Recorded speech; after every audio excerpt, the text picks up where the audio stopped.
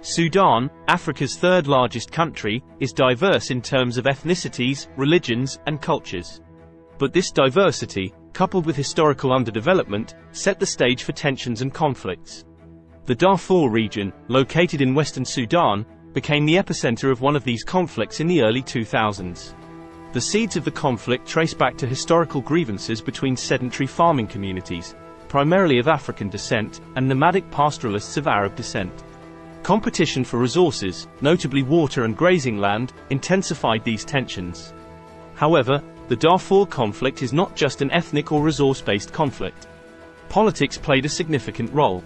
In the early 2000s, two rebel groups, the Sudan Liberation Army, SLA, and the Justice and Equality Movement, JEM, rose in Darfur. They cited economic and political marginalization and began attacking government targets. The Sudanese government's response was swift and brutal. They employed local Arab militias, known as the Janjaweed, to suppress the rebellion. These militias, with the backing and at times direct involvement of Sudanese forces, embarked on a scorched earth campaign. Villages were razed, wells poisoned, and farms destroyed. Civilians, regardless of their actual affiliation with the rebel groups, became targets. Mass killings, rapes, and displacements became daily horrors for the people of Darfur. As reports of these atrocities leaked to the global community, there was a growing consensus that what was happening in Darfur wasn't just a conflict, it was a genocide. The distinction is crucial. While conflicts are tragic, a genocide implies a deliberate attempt to exterminate an ethnic, racial, religious, or national group. The US, under the Bush administration in 2004, was the first to term it a genocide. Then Secretary of State Colin Powell stated that the Sudanese government and the Janjaweed militias committed genocide against Darfur's non-Arab population. International bodies like the United Nations and organizations like Amnesty International and Human Rights Watch, while careful with the term, highlighted the massive human rights abuses occurring. The International Criminal Court, ICC, issued an arrest warrant in 2009 for Sudan's then-president, Omar al-Bashir, for war crimes and crimes against humanity. The charge of genocide was added in 2010. Estimates suggest that hundreds of thousands died as a direct result of violence, and many more from starvation and disease. Over 2 million people were displaced from their homes, creating one of the world's most pressing humanitarian crises.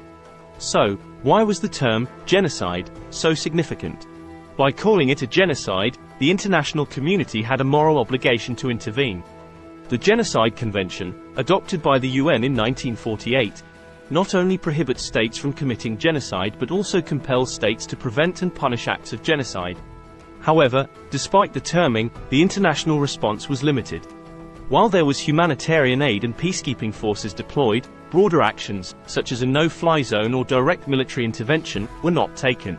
Many attribute this to a combination of geopolitical considerations, Sudan's oil reserves, and a general weariness of interventions in the wake of Iraq. The Darfur conflict, while less intense today, has not been fully resolved. The region remains volatile, with sporadic violence and millions still displaced. The scars of Darfur still influence Sudanese politics and societal structures. This harrowing chapter in Sudan's history serves as a potent reminder of the challenges of nation-building in a post-colonial context, where ethnic, cultural, and historical fissures can be exacerbated by contemporary political ambitions. In recent years, Sudan has been at the crossroads of another political transformation. Protests erupted in 2018 against economic mismanagement and quickly morphed into demands for a democratic transition. The ousting of Omar al-Bashir in 2019, who had been in power for nearly 30 years, marked a significant turning point. However, the ghosts of Darfur have not been forgotten.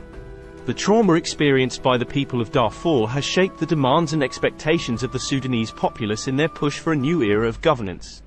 There's an underlying sentiment among many Sudanese to ensure that the horrors of the past are not repeated. The transitional government, formed after al-Bashir's ousting, is now tasked with the colossal challenge of unifying a country marred by decades of conflict and mistrust. One of the crucial aspects of this transition is ensuring justice for the victims of Darfur. Efforts have been made towards this end. In 2020, the transitional government agreed to hand over al-Bashir to the ICC to face charges related to the Darfur conflict. This move was seen by many as a step towards justice and a signal that the new Sudan aims to address past injustices. The recent conflict that erupted on April 15, 2023, added another chapter to Sudan's turbulent history. It had long been prophesied by residents of Darfur that the next war would manifest in the heart of the nation, the capital, Khartoum. Their hopes that it would spare Darfur were sadly unfulfilled. West Darfur witnessed a resurgence in violent clashes between Arabs and non-Arabs, triggered by an unfortunate incident in late March. The skirmishes intensified post-April, particularly in El Geneina, the state's capital. Some reports claim that this area alone witnessed fatalities ranging from 1,100 to 5,000, a number potentially surpassing the total deaths in other regions of Sudan. A poignant loss during this strife was the assassination of the West Darfur governor, Khamis Abakar, who had not long ago spoken out about the genocide against his community and advocated for international intervention. His endeavors to protect his community dated back to the late 1990s when he tried to assemble self-defense groups against Arab attacks. Following a 5-year imprisonment for these efforts, he eventually became a pivotal member of the SLA. The tragic death of the governor, while trying to flee to Chad, signaled to many from the Masalit community that remaining in West Darfur was no longer tenable. Consequently, a staggering number of 150,000 were displaced to neighboring Chad. In this backdrop, the violent confrontations between Sudan's military forces became a veil, behind which deeper, historical hostilities, rooted in ethnic differences, flared up once again, reminiscent of the grim scenes from 2 decades ago. Yet, amidst this chaos, glimmers of resilience and unity have emerged. Dissatisfied with the sluggish international peace efforts, local entities across Darfur took matters into their hands. Community leaders, activists, and rebels came together, with varying influence and connections, to broker truces. While some towns like El Fasher saw a semblance of peace, others continue to simmer, suggesting that 2 decades of conflict fatigue might still not suffice to quell the raging fires. The impact of these conflicts have deep ramifications, both within Sudan and on the global stage. The world once again watched as history seemed to repeat itself in Darfur, a painful reminder of the complexities and challenges inherent in the nation-building process. It is evident that the scars of past atrocities don't just fade away, they become ingrained in the collective memory of a nation, influencing its present and shaping its future. The resilience of the Sudanese people has been tested time and time again, but through each challenge, they continue to seek unity, justice, and a better future for all. International stakeholders must recognize the cyclical nature of Sudan's crises and strive for proactive rather than reactive interventions. Comprehensive peacebuilding strategies, focusing on inter-ethnic dialogue, resource sharing, and strengthening national institutions, can offer a pathway towards lasting stability.